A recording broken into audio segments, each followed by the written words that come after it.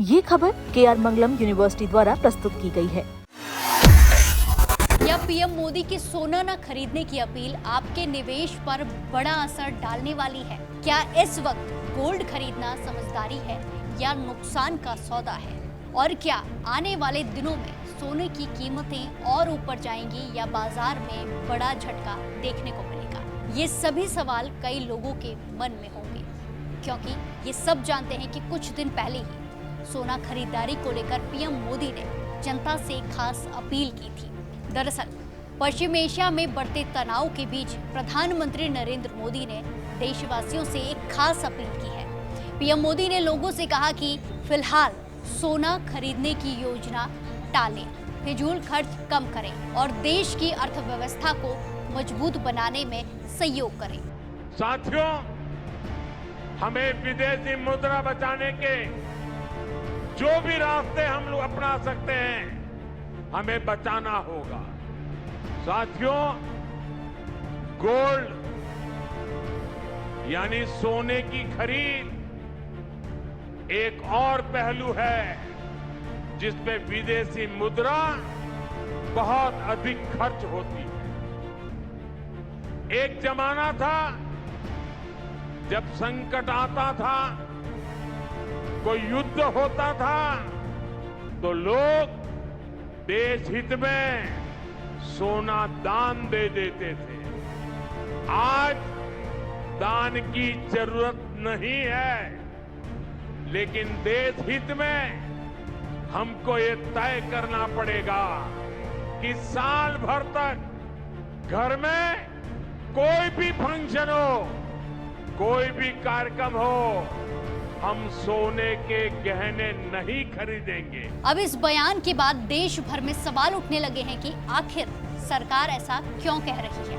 क्या सच में गोल्ड खरीदना देश की इकोनॉमी पर दबाव डाल रहा है?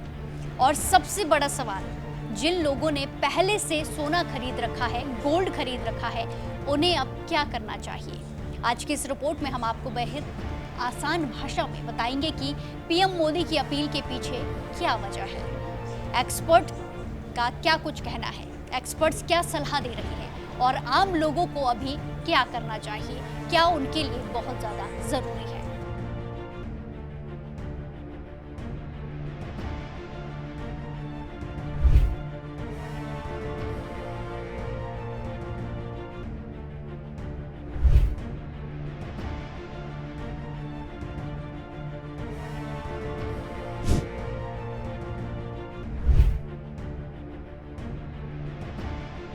दरअसल पश्चिम एशिया में बढ़ते तनाव का असर पूरी दुनिया की अर्थव्यवस्था पर दिखाई देने लगा है। कच्चे तेल की सप्लाई को लेकर चिंता बढ़ रही है, डॉलर पर दबाव है और ऐसे माहौल में भारत सरकार देश की विदेशी मुद्रा बचाने की कोशिश में जुटी हुई है। यही वजह है कि पीएम मोदी ने, प्रधानमंत्री नरेंद्र मोदी ने लोगों से अपील की है कि फिलहाल सोना खरीदने की योजना को टाल दें। क्यों? क्योंकि भारत अपनी जरूरत का ज्यादातर सोना विदेशों से खरीदता है, यानी गोल्ड इंपोर्ट करता है और इसके बदले देश से बड़ी मात्रा में डॉलर बाहर जाता है। आंकड़ों के मुताबिक वित्त वर्ष 2026 में भारत ने करीब 72 अरब डॉलर का सोना आयात किया, यानी जितना ज्यादा फिजिकल गोल्ड खरीदा जाएगा उतना ज्यादा दबाव विदेशी मुद्रा भंडार पर पड़ने वाला है। निवेशकों के लिए एक्सपर्ट्स की सलाह, अगर आपके पास पहले से सोना है या आप नया निवेश करना चाहते हैं, इन्वेस्ट करना चाहते हैं, तो एक्सपर्ट्स की ये 3 बातें जरूर नोट कर लें। पहली, पुराना सोना बेचने की गलती ना करें। अब सवाल उठता है कि क्या लोगों को अपना पुराना सोना बेच देना चाहिए? तो एक्सपर्ट्स साफ कह रहे हैं कि बिल्कुल नहीं। India Boolean and jewellers association यानी कि IBJA के प्रेसिडेंट पृथ्वीराज कोठारी का कहना है कि पीएम मोदी की अपील कोई कानूनी रोक नहीं है, बल्कि ये देश हित में दी गई एक सलाह है। उनका कहना है कि इस समय सोना बेचना समझदारी नहीं होगी, क्योंकि लंबी अवधि में गोल्ड की वैल्यू मजबूत बनी रहती है। एस्टन भी लगाना है यहाँ पे GFX के साथ। पीएम की अपील देशभक्ति से जुड़ी एक स्वैच्छिक सलाह है, ये कोई कानूनी पाबंदी नहीं है। निवेशकों के लिए इस वक्त सोना बेचना एक बड़ी गलती होगी। जब सरकार लोगों से रुकने को कह रही है, तब RBI खुद सोना जमा कर रहा है। सितंबर 2025 में RBI के पास 700 94.64 मीट्रिक टन सोना था, जो मार्च 2026 तक बढ़कर 880.52 मीट्रिक टन हो गया है। यानी सोने की वैल्यू लंबी रेस में बरकरार रहेगी। इसके पीछे एक बड़ा संकेत खुद रिजर्व बैंक यानी आरबीआई से भी मिलता है। पिछले कुछ महीनों में आरबीआई ने अपने गोल्ड रिजर्व को लगातार बढ़ाया है, यानी दुनिया भर की अनिश्चितता के बीच सोना अभी भी सबसे भरोसेमंद निवेश माना जा रहा है। एक्सपर्ट्स की दूसरी सलाह पर बात करें तो डिजिटल गोल्ड है बेहतर विकल्प। अगर आप नया निवेश करना चाहते हैं, इन्वेस्ट करना चाहते हैं, तो एक्सपर्ट फिजिकल गोल्ड की जगह डिजिटल विकल्प चुनने की सलाह दे रहे हैं। यानी सोने के बिस्किट, सिक्के या भारी मात्रा में कच्चा सोना खरीदने के बजाय डिजिटल गोल्ड ईटीएफ या सॉवरेन गोल्ड बॉन्ड जैसे विकल्प बेहतर माने जा रहे हैं। इससे आपको सोने की बढ़ती कीमतों का फायदा भी मिलेगा और देश से डॉलर बाहर जाने का दबाव भी कम होगा। अब बात करते हैं तीसरे और सबसे जरूरी पॉइंट की। एक्सपर्ट्स की तीसरी सलाह की बात करें तो वो है गहने खरीदें, कच्चा सोना नहीं। अगर घर में शादी है या निजी जरूरत है तो ज्वेलरी खरीदने पर कोई रोक नहीं है। विशेषज्ञों का कहना है कि भारत में सोना सिर्फ निवेश नहीं बल्कि परंपरा और भावनाओं से भी जुड़ा हुआ है। हर साल करोड़ों शादियों में गोल्ड ज्वेलरी खरीदी जाती है, इसीलिए इसकी मांग पूरी तरह खत्म होना मुश्किल है। एक्सपर्ट्स का मानना है कि लोग ज्वेलरी खरीदना जारी रख सकते हैं, लेकिन कच्चा गोल्ड, रॉ गोल्ड जमा करने से बचना चाहिए।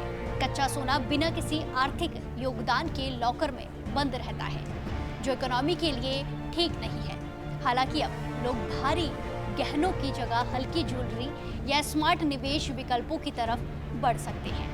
आसान भाषा में तीनों पॉइंट्स को एक बार और समझते हैं। पहला, अगर आपके पास पहले से सोना है तो घबराकर बेचने की जरूरत नहीं है। दूसरा, अगर सिर्फ निवेश के लिए गोल्ड खरीदना चाहते हैं तो फिलहाल फिजिकल गोल्ड की बजाय डिजिटल विकल्प चुनना ज़्यादा फायदेमंद रहेगा, समझदारी हो सकती है। और तीसरा, अगर शादी या ज़रूरत के लिए ज्वेलरी खरीदनी है तो खरीद सकते हैं, लेकिन भारी मात्रा में सोना जमा करना अभी टालना बेहतर माना जा रहा है। ज्वेलरी इंडस्ट्री क्यों है परेशान? इधर ज्वेलरी इंडस्ट्री भी पीएम मोदी की इस अपील के बाद थोड़ी चिंता में नजर आ रही है, परेशान नजर आ रही है। इंडस्ट्री का कहना है कि अगर लोगों के बीच डर का माहौल बना तो करोड़ों लोगों की रोजी रोटी प्रभावित हो सकती है। क्यों? क्योंकि गोल्ड सेक्टर से देश में करीब 3 करोड़ से ज्यादा लोग जुड़े हुए हैं। इसी बीच इंडस्ट्री ने सरकार को कुछ सुझाव भी दिए हैं। इंडस्ट्री ने सरकार को दिए सुझाव। पहला, गोल्ड मोबिलाइजेशन, पुराने सोने की रिसाइकलिंग करने और घरों में रखे सोने को बाजार में लाने की पॉलिसी बने। दूसरा, उधार लेन देन के नियम। आईबीजेए ने सुझाव दिए हैं कि इनकम टैक्स एक्ट में बदलाव कर सोने को शेयरों की तरह उधार लेने और देने, लैंडिंग और बोरोइंग की अनुमति दी जाए। तीसरा सुझाव, जीएसटी नियम, केवल जीएसटी रजिस्टर्ड खरीदारों को ही कच्चा सोना बेचने की अनुमति मिले ताकि पारदर्शिता बनी रहे। यानी कुल मिलाकर इंडस्ट्री ने 3 सुझाव दिए हैं, जैसे घरों में पड़ा पुराना सोना बाजार में लाने की योजना, गोल्ड रिसाइकलिंग को बढ़ावा देना और गोल्ड ट्रेडिंग के नियम आसान बनाने की मांग की गई है। क्या रुक जाएगी सोने की बिक्री?